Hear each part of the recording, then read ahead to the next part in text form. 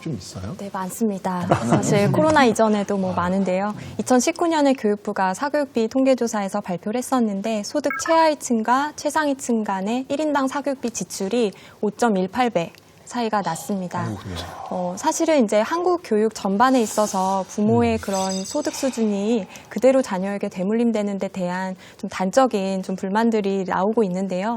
그 불평등에 이자가 붙는다는 말이 있잖아요. 이 학력 격차 문제는 사실 아이가 학령기에만 피해를 보는 것이 아니라 아이가 대학을 진학하고 그리고 추후에 직업 시장에 나아가서까지 평생에 걸쳐서 이 영향력이 지속된다는 면에서 굉장히 심각한 사회적 문제라고 생각하고 있습니다. 예. 문제만 얘기하다 보니까 약간 암울해지는 것 같아요. 좀 희망을 좀 얘기할 필요가 있는데 이 문제 어떻게 좀 극복할까요? 여기 전문가들 모셨으니까 오늘 해결책 하나씩 꼭 주셔야지 이 프로그램 끝납니다. 장학관님 어떻게 하면 될까요? 네. 정확한 해결책이 있으면 얼마나 좋을까요? 예, 지금 많이 어려운 부분이고 이제 고민을 많이 하는 부분인데요. 예. 이제 어쨌든 지금 등교가 제한적으로 이루어지고 있고 학생들과의 만남이 지금 적게 이루어지고 있는 상황이기 때문에 이런 다양한 방법들을 통해서 학생들과 좀 상호소통할 수 있는 방법, 또 개인별 맞춤형 그런 피드백들을 좀 강화하고 또 상담 활동 등이 좀 더 강화되어서 이루어져야 된다고 생각을 합니다. 어려운 상황이지만 학생 개개인에 대한 맞춤형 지원이 이루어질 수 있도록 그런 핀셋 지원이 좀 무엇보다도 중요시 되는 시점인 것 같습니다. 예. 사회 전반적인 지원 시스템이 갖춰야 된다고 생각해요.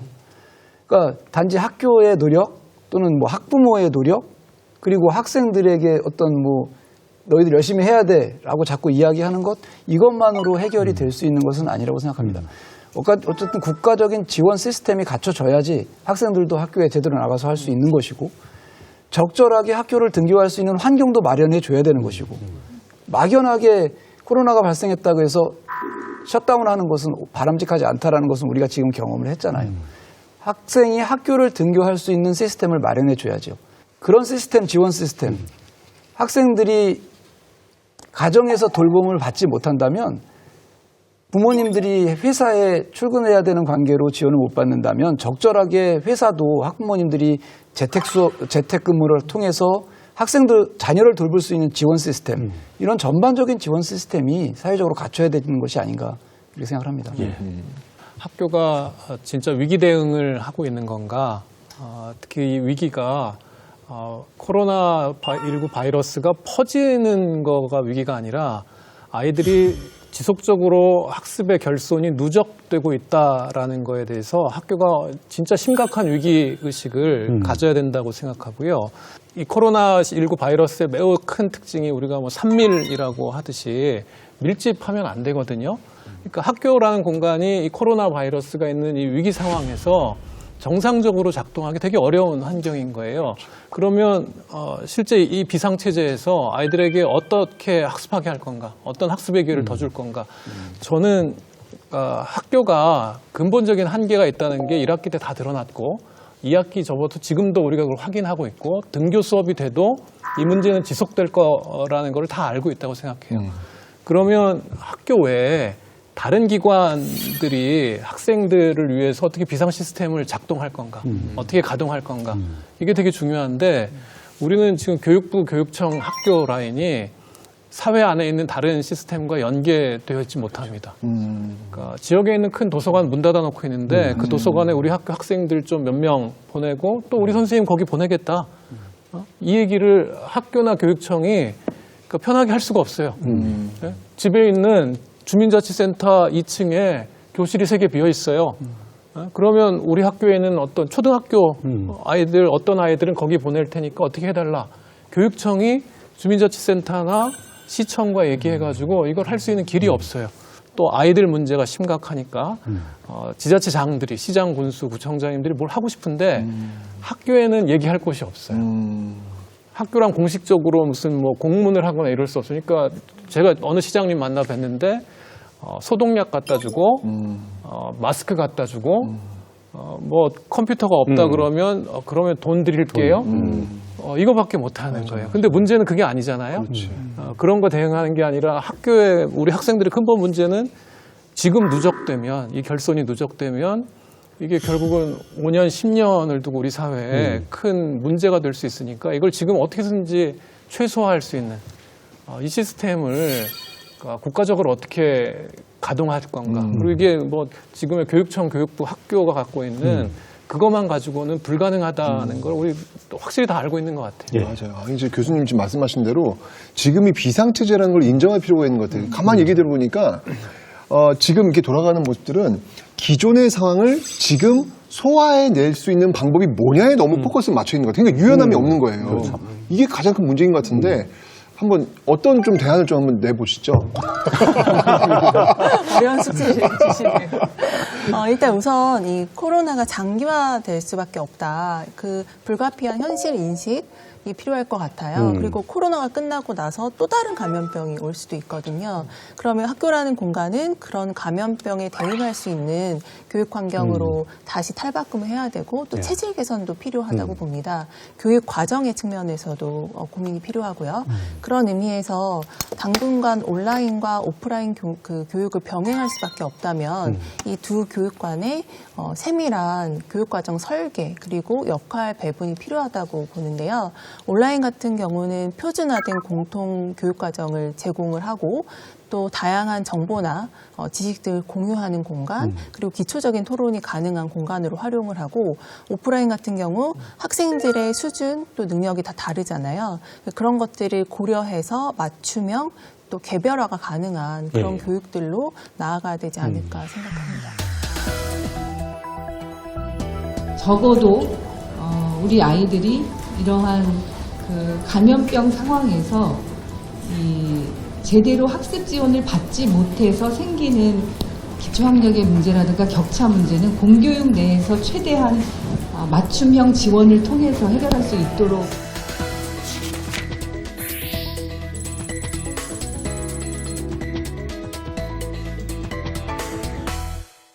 장학관님, 시도교육청 차원에서도 무슨 대책이 있나요?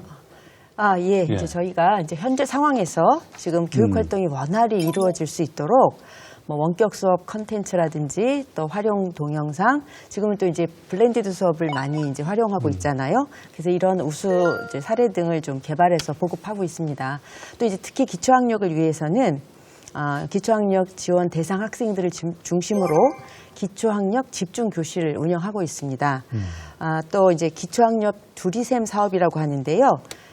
지원이 필요한 학생들을 위해서 이제 개별 맞춤형 학습 관리를 할 수 있도록 학습 튜터링제를 또 제공하고 있습니다. 이 학습 격차가 누적이 되면 정말 그걸 해결하기 너무나 어렵습니다. 그래서 그 학습 격차 예방 지원을 하기 위해서 초등학교 2학년에 초이 집중학년제라는 것을 운영하고 있습니다. 그래서 2학년 학생들에게 좀 집중적으로 기초 국어, 기초 수학 이런 것들에 대한 지원을 하고 있습니다. 사실은 이런 정책들 내놓으실 때 고민 많이 하셨을 거예요. 예. 사실 이런 정책들을 비판하는 건 쉬워요. 비판하는 건 쉬운데 왜냐하면 대안을 또 제시한다라고 해서 그 대안이 그럼 또 비판의 대상은 아니겠느냐. 그것도 아니거든요. 참 어려운 건 어려운 건데 어떤 연구원님 보시면서 이런 대책들이 어떤 문제점이 분명히 있을 것 같거든요. 한번 죄송하지만 한번 좀 잡아주시죠. 네. 지금 필요한 거는 두 가지인 것 같아요. 일단 1학기에 이미 발생한 학습 격차를 좀 보완하는 차원에서 사후 처방책이 필요하고 또 앞으로 재난 상황에서 이 학습 격차가 발생하지 않도록 사전 예방책을 좀 중장기적으로 구현해내는 건데 AI 시스템을 지원하는 것들 굉장히 현장 선생님들 입장에서는 이 학습 결손 아이들을 쉽게 진단할 수 있다는 면에서 편의성은 굉장히 좋을 것 같아요. 근데 사실 우리나라가 IT 강국인 것처럼 이런 기술적인 지원책들은 좋은데 문제는 이것을 활용하는 교사의 역량과 무엇보다 선생님의 관심과 사랑이잖아요. 그런 면에서 좀 잘 활용할 수 있는 것이 훨씬 더 중요한 것 같고요. 그런 면에서 가장 시급한 거는 뭔가 화려하게 원격 수업 기술을 도입해서 학교 현장을 혁신적으로 바꾸는 것이 아니라 근본으로 돌아가서 교사가 교육과정 전후에 아이들을 정말 살피고 아이들 한 명 한 명에게 더 피드백하고 개별적인 관심을 줄 수 있는 학교 여건을 만들어주는 게 가장 중요하다고 생각합니다. 이 모든 것에 대한 이제 기본 안은 마련이 되어 있으나 각각이 가지고 있는 많은 문제점들이 또 있어요. 원격 수업이 문제라고 하는데 이걸 AI를 통한 문제를 해결하겠다? 과연 원격 수업에 문제가 나타나는데 그 원격 수업을 또 원격 수업으로 하면 문제가 해결되느냐? 아닐 거라고 봐요. 학생들이 어쨌든 등교할 수 있는 환경을 자꾸 조성해주고 만들어줘야 되는 부분이 있는데 그런 부분에 대한 보다 구체적인 지원 방안이 만들어지지 않을까. 이것만으로는 부족한 부분이 너무 많다. 이렇게 생각을 합니다. 여러 가지 대책들이 필요한데 특히나 우리가 취약계층 얘기들을 했었잖아요. 그렇다면 이 학습을 접근하는 데 있어서 이것을 복지의 측면에서 접근을 해서 취약계층에 대한 지원을 강화할 필요가 있고 또 이런 학생들을 지원하는 과정에서는 좀 구분을 할 필요가 있는 것 같아요. 당장 심리적인 문제 없이 학습에 바로 들어갈 수 있는 학생인지 아니면 심리적 정서적인 문제가 해결되고 나서 학습에 들어갈 수 있는지 이런 부분들도 같이 고려가 돼서 지원이 학생의 특성에 맞게 처방이 나가야 될 것 같고요.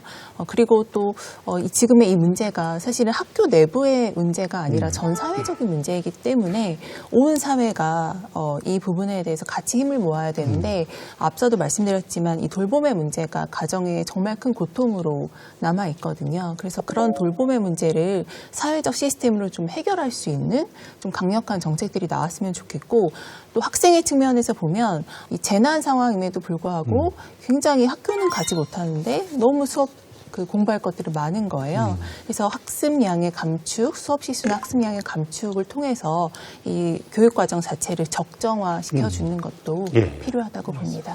지금 이런 상황이 벌어지니까 야, 이거 우리가 지금 좀 뭔가 이 패러다임이 좀 바뀌어야 되겠다는 생각이 들었거든요. 언택트 시대지, 게다가 많이 모여서는 안 되는 어떤 그런 모습들.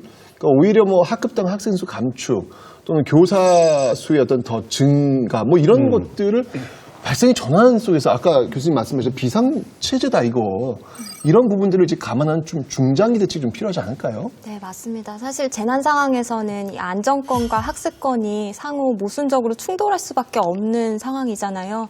그래서 가장 최선은 아이들이 매일 등교할 수 있는 학교 여건을 만들어주는 게 가장 좋고요. 그런 면에서 이번에 저희가 뜻하지 않게 가장 최소 인원으로 아이들이 등교하게 해서 학교의 어떤 다운사이징, 미니멀 스쿨을 경험을 했어요. 그래서 이 소중한 경험을 그냥 휘발시키지 말고 앞으로 미래의 재난 상황에서 어떻게 학교를 운영해야 하는지에 대한 좀 중장기 대책을 빨리 마련을 해야 하고요. 이게 이제 비단 뭐 재난을 대비하기 위해서 뭐 학력 격차를 완화하기 위해서 이 학급당 학생 수를 줄여야 되는 부분도 있지만 2015 개정교육과정을 내실 있게 운영하려면 어차피 교육과정은 다양하게 운영해야 되고 아이들의 수요와 니즈에 맞춰서 교육과정을 운영하려면 이렇게 학교 규모를 다운사이징하는 건 반드시 필요하다고 생각합니다. 네. 다른 나라의 좀 예를 살펴보면 프랑스 같은 경우에도 이 교육 격차를 해소하기 위해서 초등학교 저학년의 학급당 인원을 10명 이내로 줄였거든요. 학급당 10명? 네, 10명. 네, 굉장히 많은 투자를 하는 거죠. 학생 한 명 한 명에. 그리고 며칠 전에 그 등교를 했던 이탈리아 같은 경우도 그 교사 숫자를 수만 명을 지원을 하고 또 학교를 증축을 하고 그러니까 이 재난 상황에 맞춰서 재난 상황에 맞는 혁신적인 방법들, 전향적인 정책들을 내오고 있습니다. 그래서 그런 측면에서 학급당 학생 수 감축이 좀 본질적인 처방이라고 생각을 하고요. 우리나라의 경우도 상반기를 돌아보면 학급당 학생 수가 20명 미만인 학교들은 정상적인 등교와 그 교육 활동을 진행을 했었습니다. 근데 그러한 점에서 이 전국에 있는 나머지 학교들도 그러한 환경들을 조성해줘서 최대한 대면 수업 하에서 정상적인 등교, 교육 활동이 가능하도록 만들어주는 게 상당히 중요하다고 생각합니다. 사실 이번 그 코로나19로 온라인 교육이 쭉 지속되면서 부모님들의 자녀 공부에 대한 관리 또 생활 지도 이 역할이 너무너무 또 증가를 했어요. 아까 우리 강 교수님도 그 말씀 해주셨는데 좀 부모의 역할 어떻게 좀 했으면 좋겠는지 간단히 조언을 좀 주시면 감사하겠습니다. 우선은 뭐 아이에게 좀 더 관심 갖는 거가 제일 큰 일인 것 같고요. 또 하나는 학교에 믿고 맡긴다라는 거가 지금 우리 부모님들에게 요구되는 어떤 하나의 뭐 윤리 같은 거였고 또 너무 불안해하지 말자. 너무 불안해서 사교육 시장으로 몰려가지 말자. 이런 게 또 어쩌면 사회적으로 부모에게 요구되는 역할 중에 하나였던 것 같아요. 근데 제 생각에는 이 사태 속에서 부모님들이 조금 더 적극적으로 학교에 요구하셨으면 좋겠어요. 요구하라고요? 학교에 사실은 그러니까 아이가 어떻게 공부하는지 부모님들이 보고 있거든요. 그리고 부모님과 아이 사이에서 해소할 수 없는 것들이 많아요. 청소년기에 이른 자녀들하고 부모님들이 집에서 그러니까 같이 계시다 그래도 그게 관여하기 참 어렵거든요. 그럴 때 어떻게 하면 학교의 교사와 우리 아이를 가르치는 선생님들과 신뢰관계 속에서 우리 아이 성장을 조금 더 돌볼 수 있을 건가. 부모님들이 교사하고 신뢰관계가 형성이 돼야 되는데 그러니까 제 주변에 많은 사람들 이야기 들어보면 온라인 수업하는 선생님 보고 아니 이렇게밖에 못했어? 학교가 이 정도였어? 뭐 그냥 EBS 뭐 동영상 링크 걸어놓고 이게 수업이야? 그러니까 이런 평가들이 태반이거든요. 근데 그게 정말 문제라고 생각하신다면 그래서 우리 아이가 그거 가지고 공부 제대로 못하고 있다. 그래서 학교에 정말로 피드백이 갈 수 있는 그걸 정말로 해주실 수 있는 분은 사실 부모님들의 그런 피드백이 학교로 갈 때 학교 선생님들이 바뀌는 학교들이 많다고 제가 알고 있습니다. 이런 얘기를 학부모위원들이 얘기하셨을 때 학교 선생님들이 전부 다 집단적으로 우리 이렇게 하면 안 되겠다라는 각성을 해서 온라인 수업 자체를 완전히 바꾸신 학교들도 있다고 듣거든요. 그러니까 부모님들이 조금 더 적극적으로 학교에 요구하셨으면 좋겠어요. 여기 대해서 우리 두 교원단체 대표에서 대변인님하고 부회장님 나오셨는데 이야기 좀 해주시죠. 아이들이 어쨌든 가정에서의 생활하는 시간이 늘어났잖아요. 부모님들이 근데 문제는 뭐 그 만화로도 많이 제작돼서 나오고 각종 매체를 통해서도 만평 형태로 나온 거 보면 아이들이 집에 있으니까 부모님들이 열받는 거예요. 왜 아이들이 집에 있는데 부모가 열을 받을까라는 거를 한번 생각해 봤어요. 보니까 답답하죠. 부모님들이 선생님들 못 믿는 것뿐만 아니라 자신의 자녀도 믿지 못하는 것이 아닌가 싶어요. 일단 신뢰감이 형성되지 않으면 계속해서 갈등 그리고 그로 인한 문제점이 계속해서 나오는 거예요. 우리 그런 얘기 많이 하잖아요. 기다려줌 이런 거 많이 얘기하는데 실제로 내 자녀에 대한 기다려줌은 없죠. 그러니까 자꾸 집에 머물러 있고 자녀가 있다면 부모님들은 기다려줌이 필요한 거고 자녀에 대한 이해를 좀 더 하고 믿음을 가지고 있어야 되지 않는가. 그래야지 아이가 필요한 것을 부모가 알고 지원해 줄 수 있죠. 계속 불안하니까 내가 지원해 줄 것이 무엇인가를 찾는 것이 아니고 얘가 뭐가 부족한 거지라는 고민만 자꾸 하는 거잖아요. 그러니까 자꾸 대화를 하고 이해를 하면서 내가 지원해 줄 수 있는 것이 무엇인가. 그래야지 우리 교수님 말씀하신 학교에 무엇을 요청해야 되는지도 발견할 수 있는 거죠. 그렇게 돼야 되지 않을까 생각합니다. 예, 대변인. 예, 코로나 사태가 굉장히 오래 지속되면서 여러 가지 문제들이 등장을 하고 있는데요. 그러나 우리가 알아야 될 것은 이 문제를 해결하려면 어느 한 집단이 할 수 없거든요. 모두 다 협력을 해야 되는 부분들이 있기 때문에 교사들도 학교도 또 학부모도 사회도 다 같이 협력해야 된다. 그런 관계를 먼저 만드는 것이 중요하다고 보고요. 또 교사들 입장에서도 다양하게 이 학부모나 학생들과의 접촉면을 넓히는 방법들을 고민하고 또 새로운 역할들에 대한 고민도 필요할 것 같아요. 그래서 기존에 지식을 전달하는 사람에서 상담자나 안내자로서의 역할 등을 더 강화하는 것, 그리고 또 교사들이 이렇게 학생들에게 집중할 수 있도록 수업과 상담에 집중할 수 있도록 과감하게 행정 업무를 줄여준다든지 이런 조건들을 마련해주고 또 학교 자율성이나 또 교사들의 자발성을 이끌어낼 수 있는 그런 믿음들도 필요한 시기가 아닐까 생각합니다.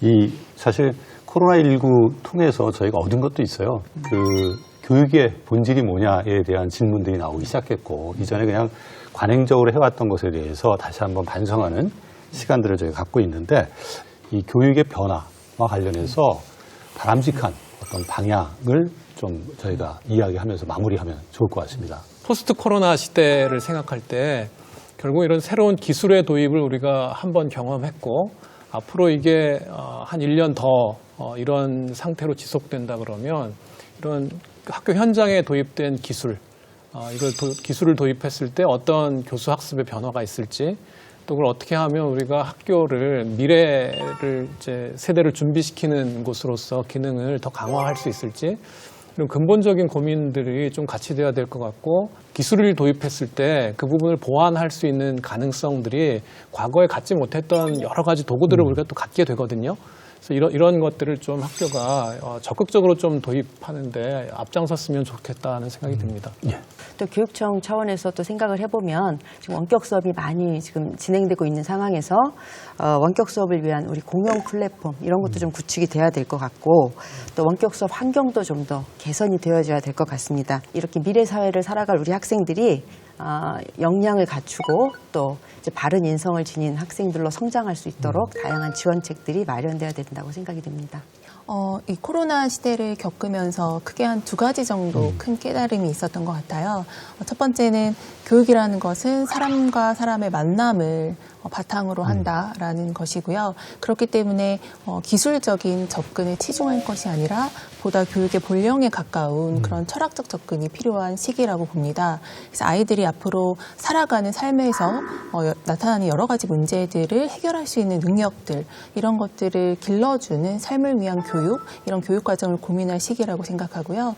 이런 위기 상황에서도 학교는 지속돼야 하고 또 학교의 그 역할 이 제대로 이루어질 수 있도록 온 사회가 지지와 관심 또 배려를 부탁드립니다.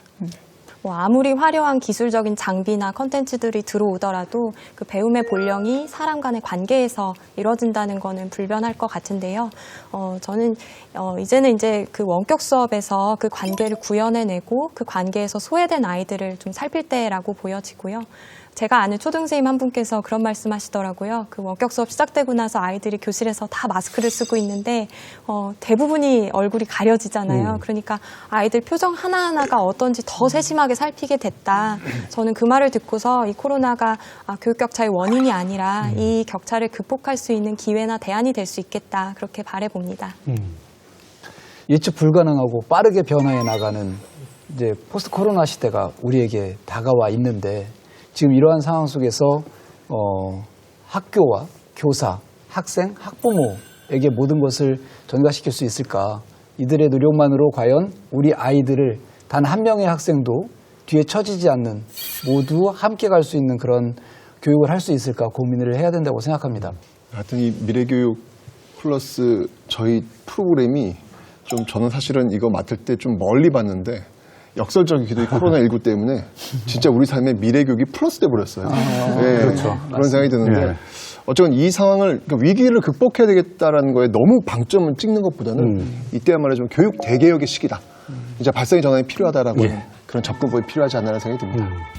학습 격차, 학습 결손은 이제 우려가 아니라 현실이 된 것 같습니다. 학습 격차, 학습 결손은 학습 능력의 격차, 학습 능력의 결손이 아니라 학습 지원 시스템의 격차, 학습 지원 시스템의 결손에 의한 것이 아닌가 생각하면서 오늘 마치도록 하겠습니다. 시청해주셔서 감사합니다.